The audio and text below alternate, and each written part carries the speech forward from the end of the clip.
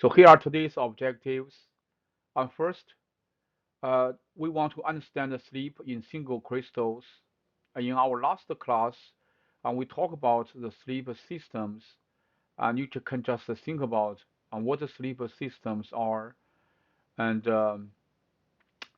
for the typical metal materials, for BCC, FCC, along with HCP, and how many sleep systems we have for these commonly used metals. And I showed you a table, and so you can just get this basic information from this table for the basic for the commonly used metal materials. And today we are going to continue our talk about sleep in single crystals, and then we talk about plastic deformation of polycrystalline materials. And following that, we are going to talk about deformation by twinning. So this twinning is a very uh, interesting phenomena I'm going to show you in detail. And then we talk about the principle of material strengthening mechanisms and also understand the strengthening by a grain size reduction. So this is pretty much what we are going to cover today. And I hope you guys pay attention to what I say. And so as I always say, if you pay full attention in the class, you can just minimize the required time and effort for you guys to um, understand all these materials covered today. And so this is good for you and also for the knowledge retention along with getting a high grade for this class. And first we continue our talk about sleep systems. So today we are going to talk about sleep in single crystal. And for single crystals, and as the name suggests, we do not have boundaries here, or green boundaries here. And for poly crystal materials, and we are going to talk about later. And so now we're going to talk about the sleep in single crystal materials.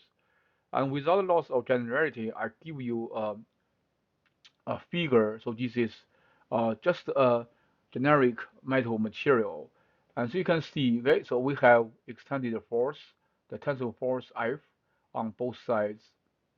And if this F is high enough, and we will see, and so these two parts will separate from each other. And if we see a close look, and we can just identify and how this material um, and the breaks. So here is one oblique plane here, right? Oblique plane here and oblique plane, and and then we can have a normal to the sleep plane. We call this plane we call sleep plane. So we have a normal just draw normal direction to this sleep plane here. And so this is a so this normal line forms angle of phi with a vertical line, in which the F is applied. In addition, we have sleep plane and we have a sleep direction. So sleep system um, contains the sleep plane and also sleep direction. This is what we discussed in our previous class session. So that means for a single sleep plane, and we might have multiple sleep directions. Without loss of generality, we just use a generic sleep direction to illustrate and how we calculate the force, the sleep force, and what condition the sleep occurs. So this is uh, the sleep direction forms the angle and with this vertical line in which F is applied, and we call this one as lambda. And you can see clearly, and for this schematic, the uh, the the figure, we have two important angles, we call angle phi and angle lambda. And please note, phi is angle between the normal to the sleep plane and the applied direction, stress direction. That means in which you apply the load.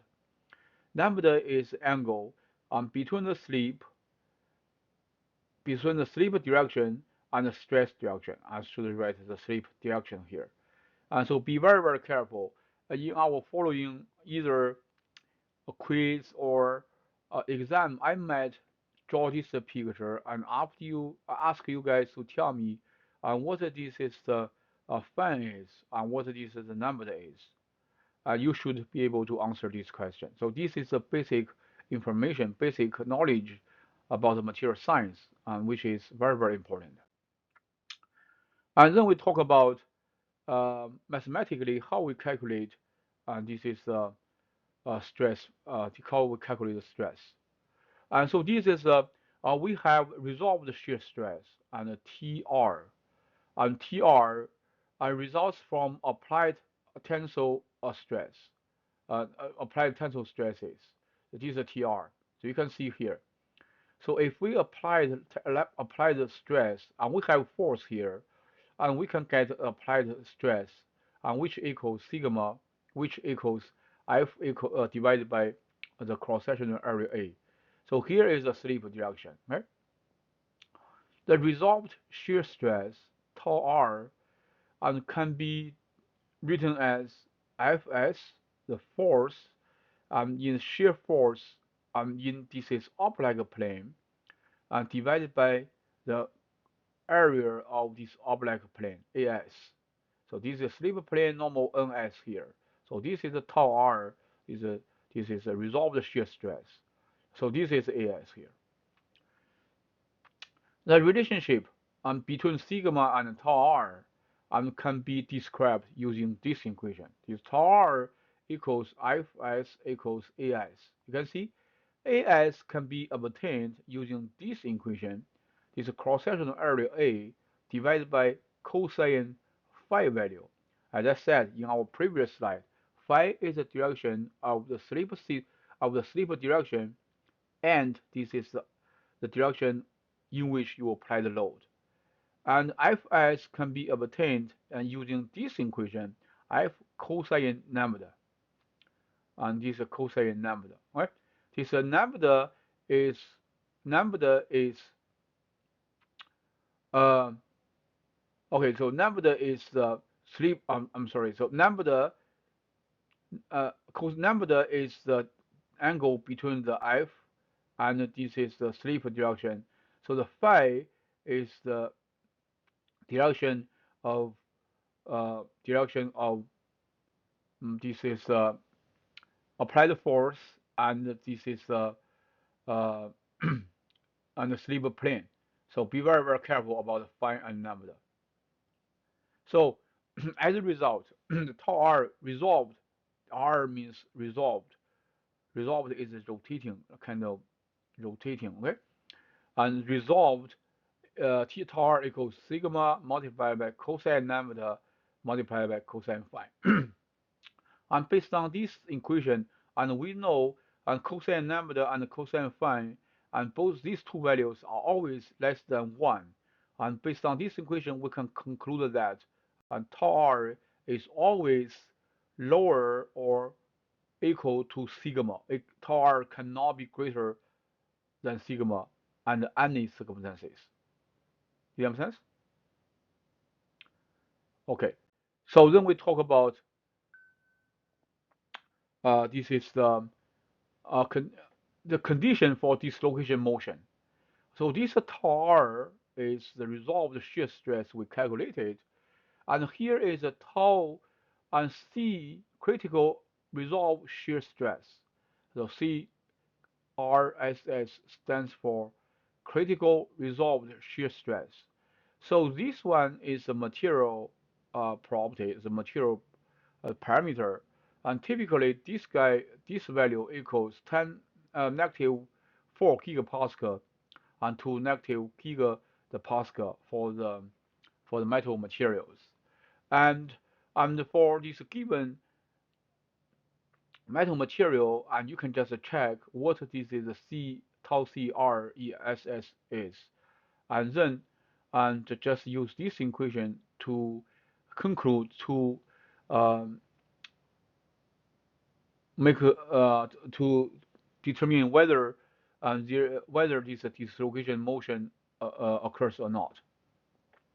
So ease of dislocation motion depends on this crystallographic orientation.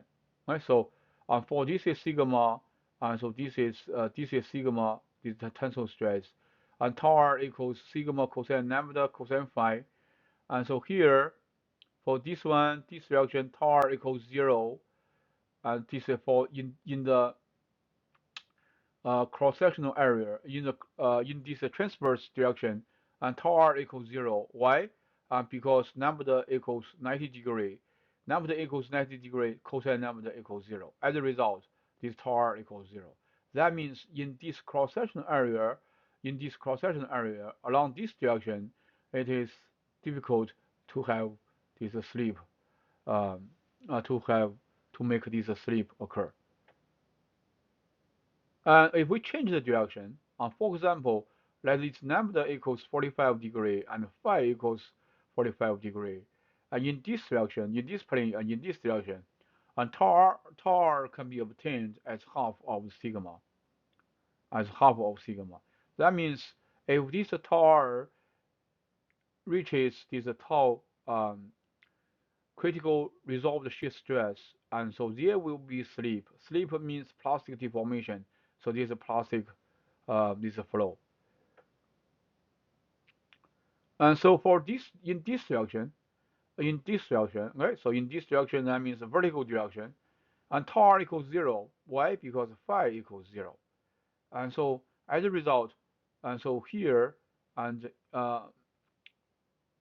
theoretically, and in under this condition, the slip will not occur.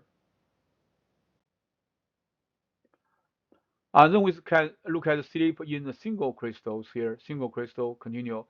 You can see we have a direction of the force, the applied load here, and we can slip. So this material slip in this plane and slip in this plane. So for single crystal stressed in tension, applied tension, tensile stress, a slip occurs along a number of equivalent and most favorable oriented planes and directions at various positions along the length. So this slip deformation forms as a small steps.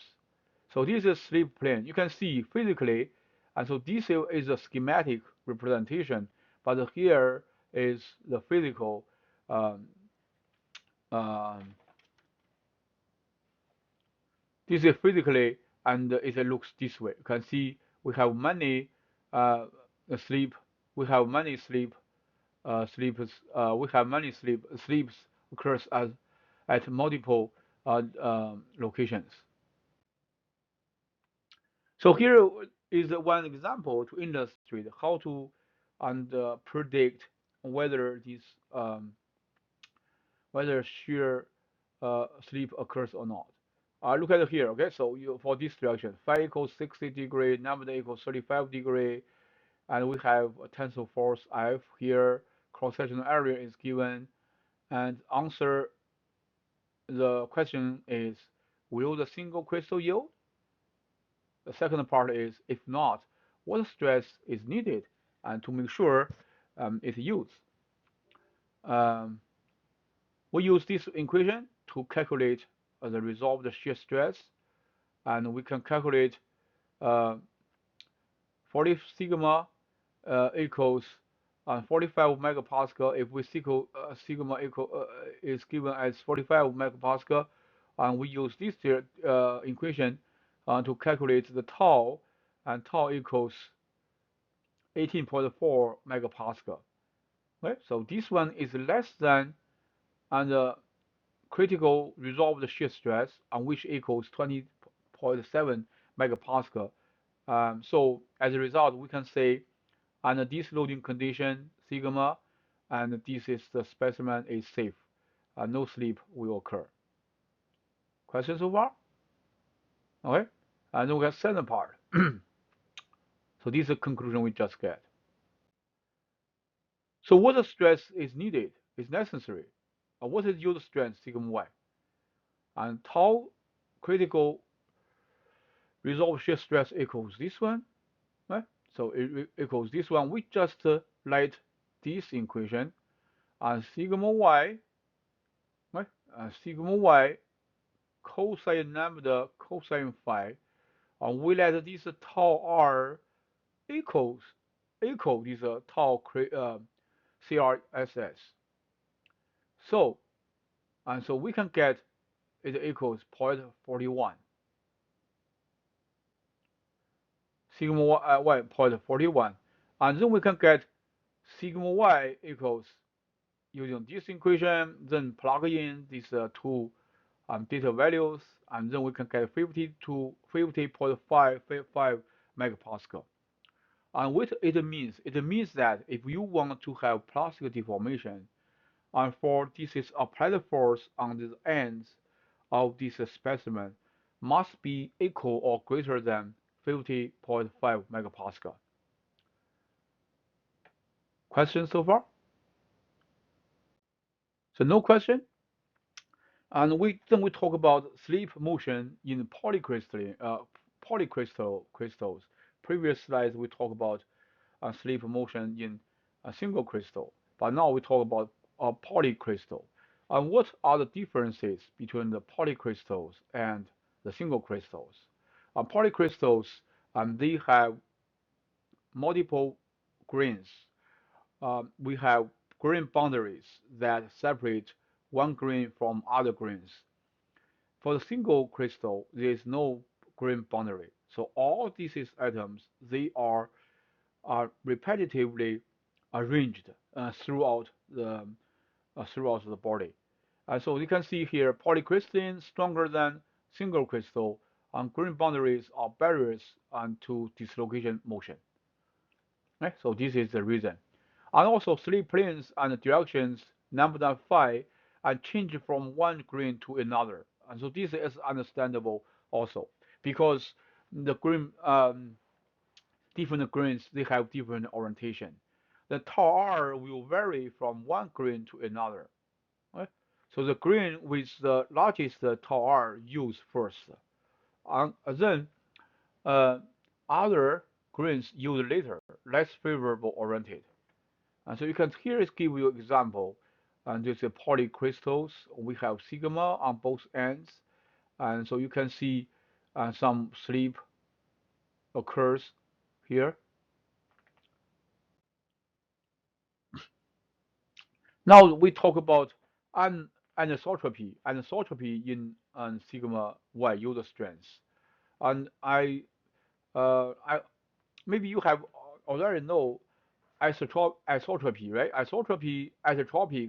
Being isotropic means that in all directions the material has identical properties. This is called isotropy, or being isotropic. Anisotropy is opposite. Opposite means that for this kind of material, at a given point, the material mechanical properties are different uh, for different directions. So this is this can be induced by ruling a polycrystalline uh, metal. For this one, you can see guys, this is isotropic since grains are equal X and randomly oriented. So this is a before ruling. You can see, do you know what is equal X? Equal X means that this grain and they have comparable dimensions in all directions. So this is called equal X, and also the randomly oriented. As a result, we can consider this as uh, as a tropical material. And after ruling, you can see after ruling. So this is the material. These green boundaries here. These grains here, and this green boundary. After ruling, this ruling direction. As you can see, for example, for this grain, it is elongated and in the horizontal direction, but this guy is shortened and in the vertical direction. As a result, for this guy, a mechanical property is different in horizontal direction and in this is a vertical direction. So this is same for all other uh, the grains. Any questions so far? No question? And then we talk about deformation by twinning. As the name suggests, twinning means and two things are almost identical. Okay, so here in this context, it means this. So this is a polished surface. So this is twin plane. This is the twin plane. Can you tell me what the twin plane is? And twin plane is, uh, can see, in addition to slip, plastic deformation in some metallic materials can occur by the formation of mechanical twins. So the shear force produces atomic displacement such that on one side of plane, atoms are located in mirror image position of atoms on the other.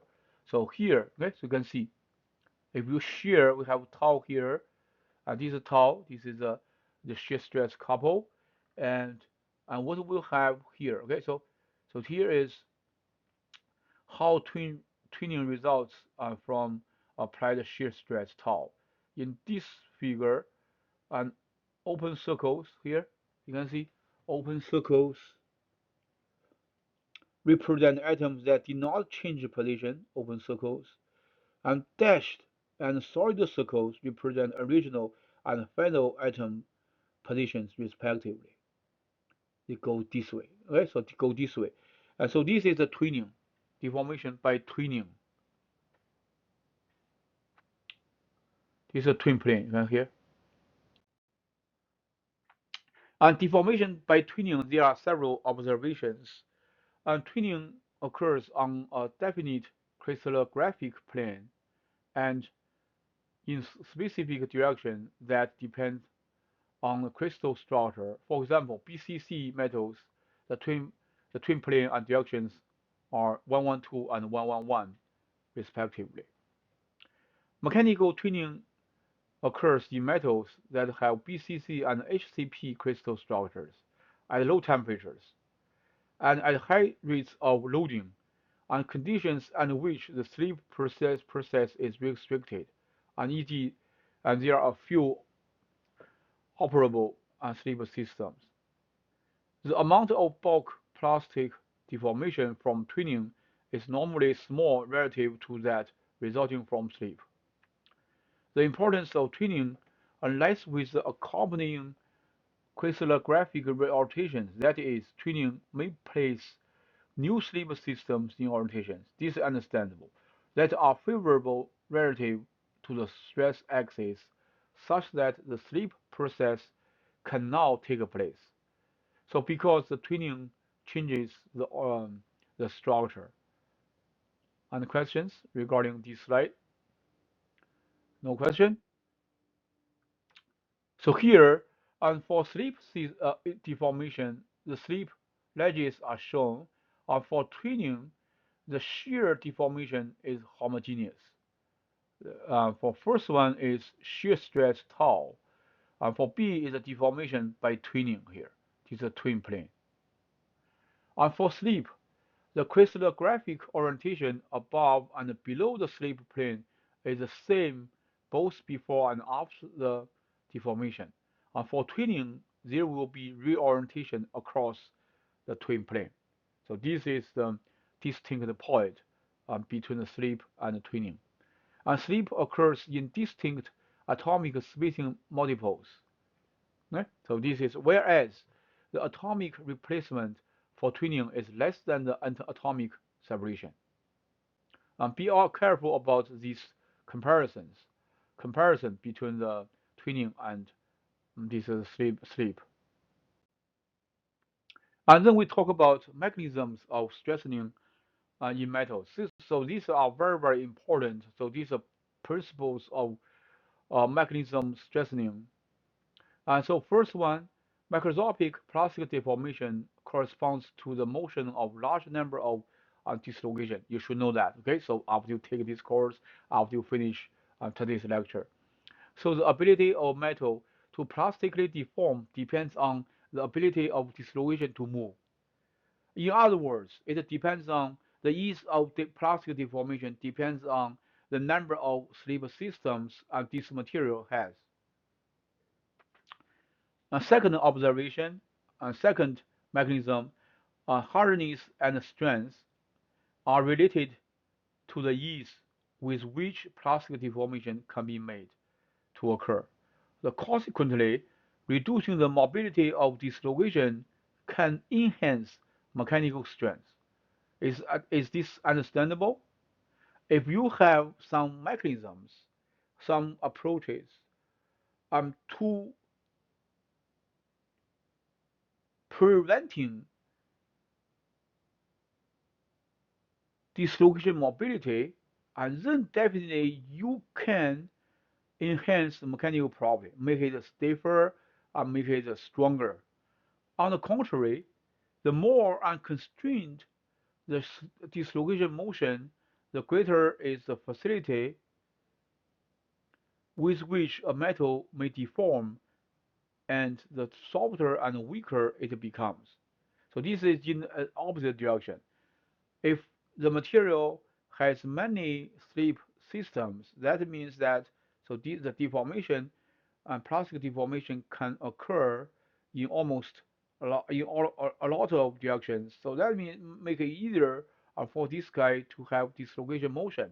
As a result, this guy is softer and weaker. All strengthening techniques rely on the principle restricting or hindering dislocation motion renders a material harder and stronger. So this one I might test your understanding of this. What is the principle of strengthening metal, strengthening materials? So here are four strategies for strengthening. I'm going to talk about this and also in um, next class. The first one is reduce grain size. And reduce grain size, the grain boundaries are barriers and to sleep. As a result, the more grains you have, the more difficult it is to have plastic deformation. So barrier strength increases with the increasing angle of misorientation. So this is misorientation here. So this is grain boundary. So here is for this grain, items are arranged this way. And for this grain, items are arranged this way. And so this is a misalignment. And the smaller grain size are more barriers to sleep. So this is understandable. And here is one equation, and Professor Hall and Professor Patch, and they conclude this equation. And the yield strength is related to this is the diameter, and diameter is average grain diameter. And so this one inversely proportional, no, I'm sorry, not proportional, inversely proportional with the square root of this is a d, and ky and sigma 0, and these two parameters are material constants. Any questions so far? So this is called Hall-Patch equation. For second one, for this green size, okay, same thing, green size. So this figure shows this d negative 1 over 2 power here. So this yield strength, we can see, and it is linear, almost linear. So green size can be regulated by the rate of solidification from the liquid phase and also by plastic deformation followed by appropriate heat treatment. And so this statement just um, want you guys to remember how can we reduce the grain size? Almost two categories. One is from solidification, okay, and you change the cooling rate and from the solidification. Then you do some heat treatment. And so we are going to talk about this in our following classes. Any questions regarding this slide?